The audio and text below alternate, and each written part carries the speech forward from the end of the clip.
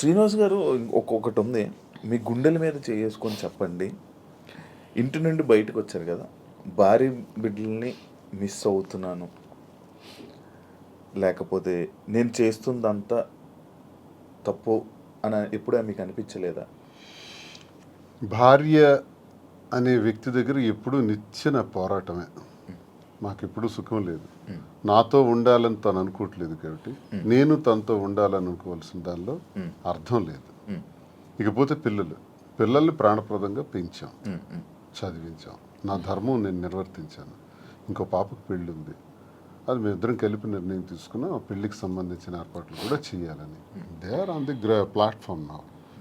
చెల్లిన రూపాయి అంటారు. ఇద్దరు పిల్లల్ని చెల్లిన రూపాయలని చేశాను. ఆ రూపాయి 1000 రూపాయలు అవచ్చు, 1 కోటి రూపాయలు అవచ్చు, ఎంతైనా అవచ్చు, చేసాం. నన్ను వాళ్ళు కోరుకుంటే ఈ పరిస్థితి వచ్చి ఉండేది కాదు. ఇప్పుడు ప్రేమ అన్నదే మనిషిని దగ్గర చేస్తుంది. నేను అనుకుంటే అయిపోదు. ఇంటికి తాళం వేసిన రోజు నేను అదే ఆలోచించాను. ఇంటికి తాళం వేసి 10 రోజులు నాకు కనీసం అవకాశం లేకుండా చేశారు. ఇప్పుడు నేను ఇంటికి తాళాలు తలుపులు విరగొట్టుకుని వెళ్ళొచ్చు. ఇల్లు ఏం చేయాలి? ఎక్కడ కూర్చోమంటారు?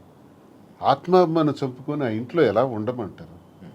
అప్పుడు ఇంతకాలం 28 సంవత్సరాలు నేను వాళ్ళకి ఒక భర్తగా, ఒక తండ్రిగా చేసిన కృషి అంతా కూడా నేలపాలు చేసేసినారు. ఇంక నేను ఇల్లు ఏం చేయాలి? ఇంటికి ఇంక నాకు ఎందుకు బాధ ఉంటుంది?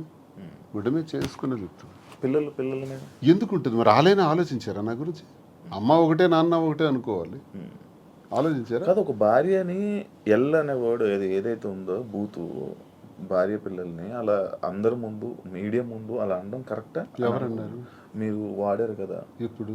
అప్పుడే ఆ గొడవలు అవుతున్నప్పుడు, ఏదో కన్స్ట్రక్షన్. అదే రాంగ్ పోర్ట్రేట్ చేశారు. నేను పలాసలో ఉన్నాను. పలాస నుంచి ఇంటికి వచ్చి నాకు తెలిసింది ఏంటంటే ఇంటి మీదకి దాడి చేశారని. ఇంకా టెక్కలు వచ్చేలోపు 27 కిలోమీటర్లు టెక్కలు వచ్చేలోపే ఇంటి దగ్గరకు వచ్చి బ్లేడ్లు, అవి టాటా డోర్స్, స్టీల్ డోర్స్, వాటిని పవర్ బ్లేడ్స్ పెట్టి కట్ చేసేసి ఇంటి మెయిన్ డోర్ కూడా కట్ చేస్తున్నారు. ఎగ్జాక్ట్ నేను ఆ ప్లేస్లో అప్పుడే వెళ్ళాను. నా కొడకల్లారా, నా ఇంటిని ఎవడో వెధవులు వచ్చి కట్ చేస్తుంటే, ఇప్పుడు మీ ఇంటి మీద నేను ఒక రాయిసిరాను అనుకోండి, ఫస్ట్ మీకు కోపం వస్తుంది. కోపం వచ్చి నా మీద రియాక్ట్ అవుతారు. తర్వాత మిగతా విషయాలు చూస్తాం. ఆ రియాక్షన్లో భాగంగానే నేను వెంటనే అన్నాను అని ఒక కర్ర తీశాను. కర్ర తీసి ఆ కోపంతో ఉద్రేకం అయిపోయాను. నా గేట్ సిరగొట్టేసినారు, ఇంక మెయిన్ డోర్ కట్ చేస్తున్నప్పుడు ఆ ఊగిపోయి ఆ కోపంతో నేను కర్ర తీసి ఇంకా ముందుకు పోతున్నప్పటికీ పిల్లలు, వైఫ్ వెంటనే నేలకేసి కొట్టాను. వీడియో మీరు అబ్జర్వ్ చేయండి. అది నేలకేసి కొట్టి 30 రోజుల పాటు లోపల మేడ మీదే ఉన్నాను. మళ్ళీ బయటకు రాలా. 30 days.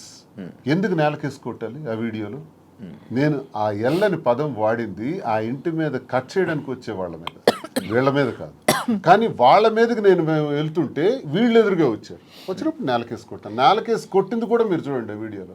ఎందుకు నేలకేసి కొట్టాలి? పైకి తీసింది, పైకి తీసిన కర్ర ఎవరికైనా తగలాలి, ఏదో జరగాలి. తగలలేదే, నేలకెందుకు కొట్టాను? దాని అర్థం వాళ్ళు ఎదురుగా వచ్చారు కాబట్టి. వీళ్ళు మళ్ళీ ఎదురుగా వస్తున్నారు, నేలకేసి కొట్టేశారు. ఆ బాధ, వాళ్ళ మీద ఉండే ప్రేమాభిమానాలతోనే నేలకు కొట్టాను. లేకపోతే కర్ర పైకి లేచి ఉండేది. 4 రోజులు నరకమే అనిపించాను ఇంట్లో. రోజుకి 2 ఇడ్లీలు తిని బతికిన రోజులు కూడా ఉన్నాయి. ఎవరు చూస్తారు? ఇంటి దగ్గర ఇళ్ళే సరెండర్ చేసి అచ్చెన్నాయుడు సహాయంతో చుట్టూ పోలీసులుండి ఓడిపోయానని నాకు చేసిన హింసకు ఇవన్నీ అవసరమా అండి? ఆ రోజు ఎక్కడి నుంచి పోవాలి, ఎక్కడున్నా పర్వాలేదు, లుంగీ షర్ట్ గాడు ఎన్ని విమర్శించిన ఆమె ఆఖరిలో ఒక మాట మార్చింది, ఆయన ప్రాణానికి ప్రమాదం ఉందని. మరి ప్రాణానికి ప్రమాదం ఉన్నప్పుడు ఇప్పుడు 4 నెలలు అవుతుంది, నేను ఎక్కడున్నాను చూస్తున్నాను. మరి ఇప్పుడు ప్రాణానికి ప్రమాదం లేదా? ఇంటికి తాళం వేసావు కదా, తాళం వేసి ఈ రోజుకి సుమారు 2 ఏళ్ళు పైన అయిపోయింది కదా, ఇప్పుడు నా ప్రాణానికి ప్రమాదం లేదా? ఈ సడన్గా వచ్చిన వాక్కులే. మరి అంతకుముందు టెక్కల నుంచే పోవాలన్నావు, ఉండకూడదన్నావు. అసలు పరిష్కార మార్గం ఇదా? భార్యాభర్తల మధ్య జరిగే గొడవకి పరిష్కార మార్గం ఇదా? 4 గోళ్ల మధ్య చర్చించుకోవాలి, లేదా పెద్ద మనుషులకు చెప్పాలి, పరిష్కరించుకోవాలి, లేదా కోర్టుకు పోవాలి.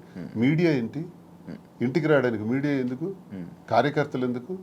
ప్రజలు ఎందుకు? అంటే రచ్చ చేయడానికి కదా, నన్ను అబాస్పాలు చేయడానికి కదా, నన్ను క్యారెక్టర్ అసాసినేట్ చేయడానికి కదా. అప్పుడు ఎలా కలుస్తారో చెప్పండి. కానీ ఈ ఇష్యూ అప్పుడు ప్రేమాభిమానాలు ఎందుకు ఉంటాయో నాకు చెప్పండి ఒకసారి. ఈ మ్యాటర్ని మీరు ఏదో రాజకీయం చేసినట్టు ఇప్పుడు మాటల్లోనే అర్థమవుతుంది. అంటే అచ్చెన్నాయుడు గారు ఎందుకు వచ్చారు ఈ ఇష్యూ? మరి అచ్చెన్నాయుడు సహాయం లేకపోతే పోలీసులు వచ్చి అక్కడ ఆవిడకి ఎందుకండి అంటే ఇంటికి ఒక ముందు lady- అలా కాదు శివ గారు, ఒక్క నిమిషం అండి. ఈ ఇంటికి రాకముందే ఏ ఇల్లు అయితే కట్టుకొని మా ఇద్దరం ఇంట్లో ఉంటున్నామో, ఈ ఇంటికి ముందు 1 year ముందే ఆవిడ డైవర్స్ కావాలని ఎదురు సెటిల్మెంట్ కోరుకుని ఎదురు సెటిల్మెంట్ అయిపోయింది. ఆమె డైవర్స్ కావాలని అడిగింది. శ్రీనివాస్ గారు పాపం పిల్లల కోసం ఆలోచించి డైవర్స్ వద్దు అది ఇది అని చెప్పినా సరే ఆమె ఏమీ వెనుకుండా డైవర్స్ కావాలని 2023లో అడిగింది ఆమె. ఆగస్ట్ మేము 2024లో ఈ హౌస్ కన్స్ట్రక్షన్ చేసుకొని మా ఇద్దరం కలిసి ఇంట్లో ఉంటున్నాం. అది ఆమెకు కూడా తెలుసు. ఆమెకు తెలిసే ఫైనాన్షియల్ సెటిల్మెంట్ కోరింది. ఫైనాన్షియల్ సెటిల్మెంట్ కూడా చేసాం. ఎవ్రీ మంత్ డబ్బులు అడిగింది, అవి కూడా ఇచ్చాం. మొత్తం అన్ని చేసింది. సో ఎప్పుడు జరిగింది ఇది? 1 year ముందు జరిగితే 2024లో వచ్చి ఆమె ఇల్లు దగ్గరికి వచ్చి గొడవ చేయడం ఏంటి? సో ఇది కూటమి ప్రభుత్వం ఈ అచ్చెన్నాయుడు సపోర్ట్ కాదంటారా? మరి ముందు ఆమె డైవర్స్ కావాలని అడిగిన ఆమె ఇప్పుడు ఎందుకు వచ్చి ఇల్లు బ్రేక్ చేస్తుంది? మేము కట్టుకుని ఇల్లు ఆమెకి ఎందుకు కావాలి ఇప్పుడు? ఆ రాత్రి పోలీసులతో పాటు తెలుగుదేశం కార్యకర్తలు ఇంటి దగ్గరికి వచ్చారు. నేను ఒక ఎమ్మెల్సీగా ఉన్నాను కదా, దేనికి వచ్చారు అసలు? ఇంకో విషయం నాకు హయ్యర్ అఫీషియల్ నాకు చెప్పాడు పోలీసులు, సార్ మీరు మొన్న కర్ర తీశారు, మీకు ఆ కర్ర తీసినందుకు 307 పెట్టమన్నారు సార్. 307 పెట్టి చేయమన్నారు. మేము ఎలా చేస్తాం, 307 పెట్టలేము.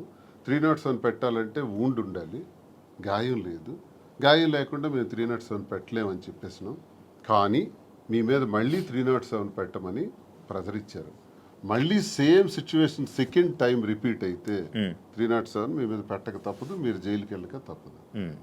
ఎందుకు ఈ మాట అన్నారో తెలుసా? నాకు 307 పెట్టి లోపలికి పంపిస్తే ఎంటర్ అయిపోతారు ఇంట్లో. మరి ఆ పెద్ద అఫీషియల్ నాకు చెప్పాడు, నేను ఒక ఎమ్మెల్సీగా ఉన్నందుకు పేరు చెప్పకూడదు, గవర్నమెంట్ అఫీషియల్ అంటే ఏ ధైర్యంతో చెప్పాడు? 307 పెట్టే ధైర్యం చెప్పమంది ఎవరు? ఆ పేరు కూడా చెప్పాడు, అచ్చెన్నాయుడు పెట్టమన్నాడు అని, చెప్పమన్నాడు అని. మరి అచ్చెన్నాయుడు ఇన్వాల్వ్మెంట్ నా మీద, భార్య టెక్కల నుంచి పంపిస్తుంది కాబట్టి సపోర్ట్ చేశాడు అచ్చెన్నాయుడు. 2023లో ఆమె డైవర్స్ అడిగింది. 24లో ఇంటికి వచ్చి గొడవ చేసింది. ఓకే, అదంతా ప్లాన్డ్ గా చేసిన డ్రామా. ఆగస్ట్ 29 ఆగస్ట్ 23 29 మీరు ఇప్పుడు 24th గురించి మాట్లాడుతున్నారు. 24 ఆగస్ట్ గురించి మీరు మాట్లాడుతున్నారు. ఇదే ఆగస్ట్ 29 నాకు ఇంటి నుంచి వచ్చినటువంటి message, never and ever dare to speak with, never and ever dare to mention me as your wife in any interview, because we both don't want to have relation anymore. You only mention my name and I am also not to mentioning you as my husband. I want divorce. అని first తానే. అది 2023. Okay. ఈ గొడవ 2024. 2022లోనే గొడవలు జరిగాయి. 2022 నుంచి మా ఇద్దరం కలిసే ఉన్నాం. She know everything. తను మీరు ఇద్దరు కలిసి ఉండండి, నాకు అనవసరం, నాకు టికెటే కావాలని చెప్పి కోరుకుందామె. అలాగని టికెట్ కూడా ఇచ్చేసారు శ్రీనివాస్ గారు. అయినా సరే ఆమె నిలబెట్టుకోలేకపోతే పార్టీ మళ్ళీ శ్రీనివాస్ గారు టికెట్ ఇచ్చింది. సో మా రాష్ట్ర ప్రజల దౌర్భాగ్యం, వాళ్ళ కర్మ చేసుకొని జగన్ చెప్పండి అని అంటే అనుకుంది కాబట్టి ఇవన్నీ జరిగాయి అంటున్నాను. లేకపోతే మా మధ్య ఇవన్నీ ఉండేవి కావు. చెప్తున్నాను, ఆమె చేసిన దానికి ఇవన్నీ జరిగాయి. కానీ ఆమె ఏదో ఏడుస్తూ ఉంటే నమ్మేస్తున్నారు జనాలు. వాణి ఏదో నష్టపోయింది అనుకుంటే, వాణి షీఈస్ వెరీ వెరీ హ్యాపీ. నన్ను బయటకు పుష్ చేయడం వల్ల షీఈస్ ఫీలింగ్ వెరీ హ్యాపీ. అది చాలా మందికి తెలియదు. ఇప్పుడు వెళ్తారు కదా మీ ఊరు, మీ ఇల్లు మేము కట్టుకున్న ఇంట్లో మీరు కట్టుకున్న ఇంట్లోనే ఉంటున్నాము. హ్యాపీగా ఉన్నారు. వాళ్ళకి ఏ నష్టం సార్? వాళ్ళకి ఏముంది? వాళ్ళకి నష్టమే ఉంది. దేనికి లోటు ఉంది? వాళ్ళకి నష్టం ఉంటుంది. అన్ని సెటిల్డ్ కదా. నాకు ప్రాబ్లం ఉంది. ఇప్పుడు నా బండి ఎలా నడపాలి, ఇప్పుడు ఆ పాపకని రెండో పాపకని పెళ్లికి సంబంధించి, ఇప్పుడు నా నష్టపోయిన ఈ 3 పిల్లలకు సంబంధించి ఈ వ్యాపారాలు, ఈ ఒత్తిళ్ళు ఇప్పుడు నాకున్నాయి తప్ప వాళ్ళకే ఉంది. తనకేముంది చెప్పండి? ఆ ముద్దనుకుంటున్నాను, ఫ్రీగా ఉంది.